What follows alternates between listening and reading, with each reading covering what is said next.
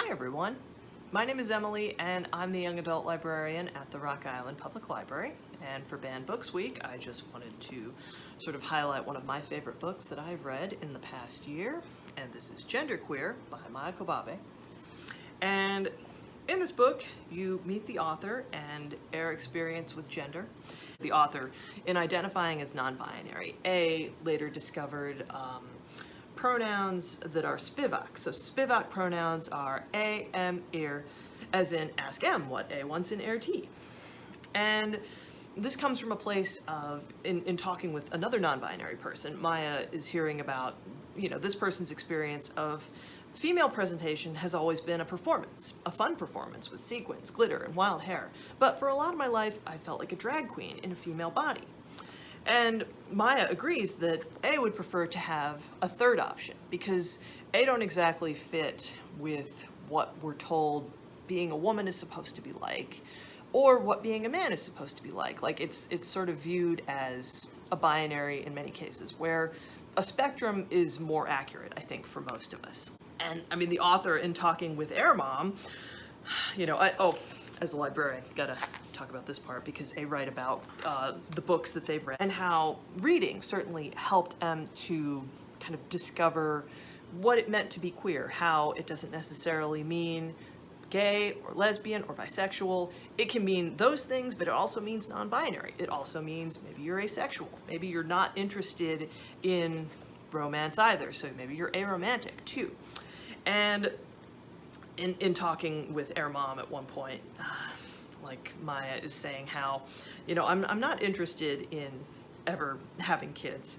And like, Air Mom, in saying, for example, if I could just remove my entire reproductive system, that would be ideal. I don't hate my body. I don't have chronic pain or any of the other health issues so many of my friends deal with. The majority of my body is great. There's just a few bits that I don't like. As a younger person, A even has this, like, on the playground at one point, some person's like, what are you? Are you a boy or a girl? And Maya's like, oh, I'm glad they couldn't tell. And in meeting other people, queer people and trans people, I mean, Maya, learns from, her sister's boyfriend who's trans. There's all different ways to be a person, and he's asking her, so why do you identify as non-binary rather than as a trans man? And Maya explains, because really I want people to be confused about my gender at all times. I don't want a beard and I don't want my voice to change. I don't want more gender traits, I want less. Maya, in writing and creating art, still will, for example, write fan fiction where people are romantically involved. And it's like, well, yeah, lots of people write stuff, lots of people write about murder. That doesn't mean they're interested in murder either. People have this idea, oh, you're writing about this. Well, yeah, but eventually A actually starts having a friend write, the sexy parts of the fanfic, because it's like, no, I don't have any frame of reference for this. I'm not interested in doing this.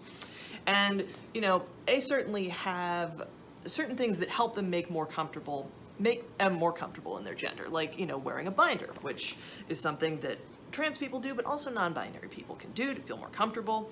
And in using AM air pronouns, this also has helped the author to actually enjoy being a person and not being tied to a rigid sort of gender expectation. I love this page because they talk about, in an effort to achieve the high fantasy gay wizard prince look of my dreams, I began giving myself strict shopping guidelines. No t-shirts, no solid colors. I am only looking at clothes that Taco would consider. This is, of course, Taco from the Adventure Zone, Taco, Taako, Taco from TV. And just, again, coming from this place of, well, I want my gender to be unknown to people, but I also don't want to dress like a boring teenage boy. I want to still wear patterns and have fun clothes. And so you see kind of, as the book is winding down, Maya is starting to kind of find this. And it's about being yourself and figuring out what that means and how that changes. It's not in writing about this, Maya says, as I pondered a pronoun change, I began to think of gender less as a scale and more as a landscape. Some people are born in the mountains, while others are born by the sea. Some people are happy to live in the place they were born, while others must make a journey to reach the climate in which they can flourish and grow. Between the ocean and the mountains is a wild forest. That is where I want to make my home. So fantastic art, and just a really insightful exploration into what gender can mean and what it does mean, and how every person's experience of this is very unique. So if you've been wondering what this book is about, check it out. I would certainly give it a read.